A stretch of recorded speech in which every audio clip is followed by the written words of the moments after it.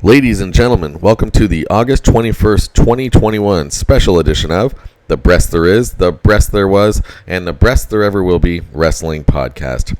As always, I am your host, Mikey B, WWE, and tonight's special podcast is devoted to one of the big four pay-per-views in WWE in the calendar year. We're talking about the first big pay-per-view since WrestleMania, which is, of course, Summerslam. Summerslam is, like I said, one of the oldest four, one of the big four of the pay-per-view calendar in the WWE, and SummerSlam's the first major one we're getting since WrestleMania. So there's bound to be a lot of interesting feuds going on and a lot of interesting results, hopefully. So one thing that's interesting, though, I'm a few hours before the pay-per-view is set to kick off, and of course I'm realizing it's also Saturday, which is very unusual in the world of WWE. For years and years and years and years, the WWE has only been doing pay-per-views on Sundays. Of course, there were a few exceptions over the years, in recent years, to this, especially, namely when WWE went overseas and they were doing all those pay-per-views in Saudi Arabia. Those ones were held oftentimes on a Friday or something like that. And then, of course, during the pandemic, they started doing WrestleManias as a two-day event for Saturday and Sunday. But the unusual thing is this SummerSlam, which is happening tonight, is not a two-part thing happening Sunday too. So they're only having it on a Saturday night. So this is very strange, kind of uncharted territory. I'm not really sure what was behind the decision with the WWE making this call, but something tells me that it may have to do with their competition from their rival wrestling company, AEW, which is really starting to boost themselves. And they had a major coup by getting one of WWE's greatest wrestlers of this century, CM Punk. AEW landed him recently, and he debuted on their program just a few days ago. So I have a feeling that now that the WWE is really starting to directly compete against AEW, seeing pay-per-view cards and shows on Saturdays as well as Sundays, probably a combination of the two, is probably going to be the new norm. Of course, on air, they don't really explain why they made this decision, but nevertheless, this is what we have to go on. So now, on to tonight's card. We have on WWE website, WWE.com, it has listed 8 matches on the SummerSlam card, and it says in brackets, so far. I love when the WWE does that, especially when, we're less than 2 hours away from the show beginning. But nevertheless, I can't imagine any changes adding to the card. Certainly, what they've stated online, they might do some impromptu matches at the actual pay-per-view itself. But for prediction purposes, all I can do is give my predictions for the matches which are stated on their website. And so, without further ado, let's move on to the 8 matches on the card. The first is a singles match between Drew McIntyre taking on Jinder Mahal. We haven't seen or heard from Jinder Mahal in quite some time. And Jinder Mahal is, if anyone has forgotten already, a few years ago, he was WWE champion. So for him to have kind of risen to that great length and then fallen from grace, and then the company doesn't do a whole lot with him, it's kind of questionable what's happening with the direction of his character. But nevertheless, I do see Drew McIntyre not leaving the title scene or the title picture very far behind. So I think this is going to be a boost for Drew McIntyre over to get the victory over Jinder Mahal, which will propel him back into the top championship tier status and get him back in that conversation. So for the opening match, I have Drew McIntyre being victorious over Jinder Mahal. The second match on the card is for the United States Championship, with United States Champion Sheamus taking on Damian Priest. I don't see a title change happening here with Sheamus as of yet. Damian Priest has been certainly a superstar on the rise this year, But Sheamus is, I think he's a Grand Slam winner. He's pretty much won everything. He's a tough competitor, and I don't think this is Damian Priest's night. However, that said, I think this is this is a program that has potential to be a feud for the next several months. So while I'm going to award the victory to Sheamus tonight, I do think Damian Priest certainly has I think he's going to be involved in this United States Championship title picture for quite some time here. But my pick for tonight's predictions is Sheamus to retain the United States Championship over Damian Priest. The third match on the card, and this one there's been a lot of hype on Friday Night SmackDown in recent weeks, is Edge taking on Seth Rollins. The Rated R Superstar versus, Seth freaking Rollins, Monday Night Rollins, all these different, the Architect. This one is going to be an interesting one because this is certainly one of the few matches on the card here that I would say has a WrestleMania caliber feel to it. I do, however, feel that even though it's tough to say how much Edge is going to be involved, if he's just going to be working on a part-time basis in matches or what, and we know Seth Rollins is going to be probably a full-time performer for years to come, but I still think that the company, Vince McMahon and them, they're going to decide to give a nice this is going to be a nice one for the crowd, a crowd pleaser one. So I think Edge is going to be victorious over Seth Rollins. It's tough to say if this is a feud that will carry forward. My gut tells me yes, but it might be a feud that doesn't carry forward immediately. They might, who knows? Like one of these guys could disappear for a few months and then they pick this up as we head into Survivor Series, Royal Rumble, next year WrestleMania season. So who knows? But I do think this is not going to be the last we see between these two. But for SummerSlam prediction purposes, I'm picking Edge to be victorious over Seth Rollins here. So the Edge is my pick for that third match. The fourth match on the card is for the SmackDown Tag Team Championships, with the Tag Team Champions Jimmy and Jey Uso taking on Rey and Dominic Mysterio. Much like the last match, I have a feeling this is a feud that is not ending tonight.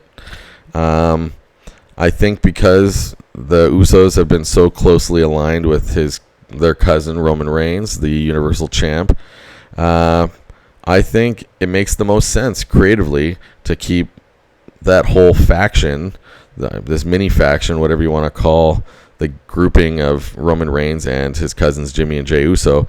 It makes the most sense creatively to keep them all with titles for now, just because it boosts their heel status and it makes them obviously a lot more dangerous when they're champions. So I am choosing Jimmy and Jey Uso to retain their SmackDown Tag Team Championships tonight over the Mysterio father and son team, Rey and Dominic. Moving on to the fifth match of the night, it's for the Raw Women's Championship, and it is a triple threat match. And the three competitors in this match are champion Nikki ASH taking on Rhea Ripley, taking on Charlotte Flair. I certainly think because Nikki ASH won this belt in pretty recent times, and because this is a triple threat match, I think it made it a lot more clear to me how the conclusion of this match will be. I think Nikki ASH is going to escape with a victory and retaining her belt. I think this will be the reasoning is because Rhea Ripley and Charlotte Flair, one of them is going to accidentally cost the other one the match, and Nikki ASH she'll be able to slide out of there with holding her Raw Women's Championship intact. So because this is not a one-on-one singles match, I think it makes it a bit more likely that Nikki ASH keeps her belt tonight and gives her a bit more run with this title, which I think she fully deserves because she's been competing for a number of years with the company without being rewarded very much. So now that they've modified her character here and they've given her the belt, I think the company, if they're making the intelligent move here, they would give her a little bit of run and let her see what she can do with while holding the belt. And certainly Rhea Ripley and Charlotte Flair will stay a part of this title picture. having a controversial ending, like one of them accidentally screwing over the other, so Nikki ASH retains. All of that just allows this feud to carry forward, this program to continue, which I 100% foresee happening. So Nikki ASH is my pick to retain the Raw Women's Championship. Moving on to the 6th match of the night for the other Women's Championship on SmackDown, we have a WrestleMania rematch with Bianca Belair taking on Sasha Banks. However, this time, Bianca Belair is the one going into this pay-per-view as champion, and Sasha Banks is the challenger. And of course, at WrestleMania, it was the reversal of those two. Sasha Banks came in as the champion, and Bianca Belair was the challenger. So this is, I believe, the only match where we're going to see a title change, unfortunately. Sasha Banks, on recent weeks on SmackDown, we've seen her have some alliance, probably a temporary alliance, with Zelina Vega and Carmella. And Sasha Banks, being quite the heel character that she is, she's gonna get a dirty victory here, and she's gonna definitely get some help from one or both of those other female competitors. Bianca Belair is going to lose her SmackDown Women's Championship belt tonight.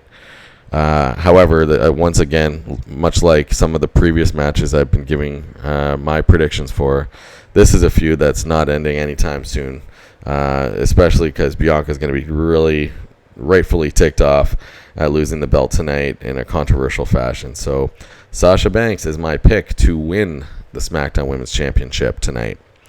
And moving on to the 7th match, this is for the WWE Championship. We have the champion Bobby Lashley taking on Goldberg, who I also like to refer to as Old Man Goldberg, a.k.a. guy who's never been able to wrestle competently. The guy is a dangerous wrestler in the ring.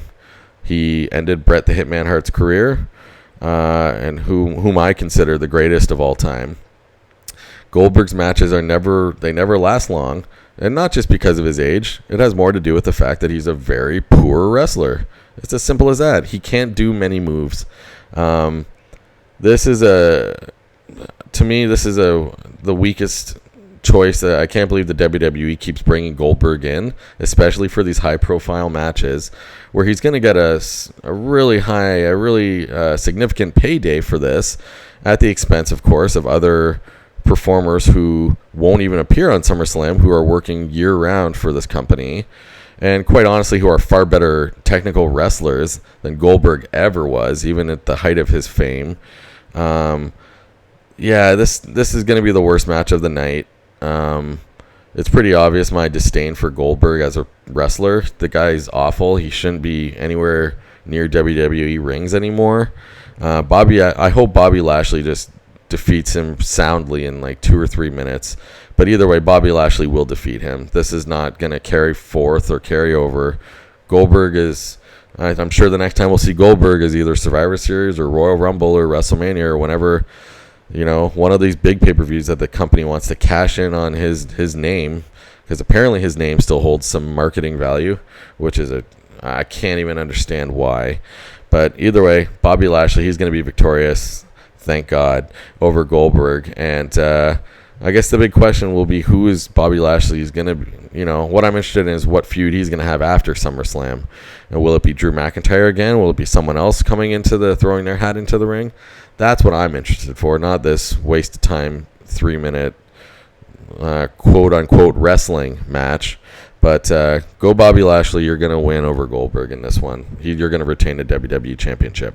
And now on to the final match of the night, the 8th match on the card for the Universal Championship. We have the champion Roman Reigns taking on John Cena. Anyone that's been watching WWE this past year would notice that Roman Reigns won this Universal Championship at last year's SummerSlam a year ago and has not relinquished this title, has not lost. Why hasn't he lost? He's had a lot of help from different people, his cousins namely. Probably Paul Heyman's helped out a few different times. But either way, this is a matchup that should be great. And I say should be because they did fight a few years ago when there was no championship on the line, and it was an excellent match. This time, however, it is for a belt, and John Cena, of course, if he is victorious and wins the championship, he will become the all-time most winningest wrestling champion in the history of at least the major North American professional wrestling organizations, which is huge. That's a huge honor. He's tied with Ric Flair for the all-time with 16. But then, it's interesting. On Friday Night SmackDown yesterday, they added this stipulation, even though it's not being posted on WWE.com as I'm looking at it right now. But Roman Reigns vowed that if he doesn't defeat John Cena tonight, that he will leave the WWE. Okay, that is not going to happen. Roman Reigns is one of the biggest stars in the company, and there's no chance they're going to let him go. The only reason that they added this stipulation is because everybody, I think, despite of how beloved John Cena is and how much we would like to see, many people would like to see him win tonight, including myself, we all know that this is highly unlikely because he's got more movies on his itinerary. That, and WWE, for their part, advertised this whole feud with Roman Reigns, by hyping up the summer of Cena, him being on Raw and SmackDown at so-and-so dates in the last 5 weeks or so, 6 weeks. Obviously trying to milk it as much as they can with John Cena, his appearances, and getting fans to tune in.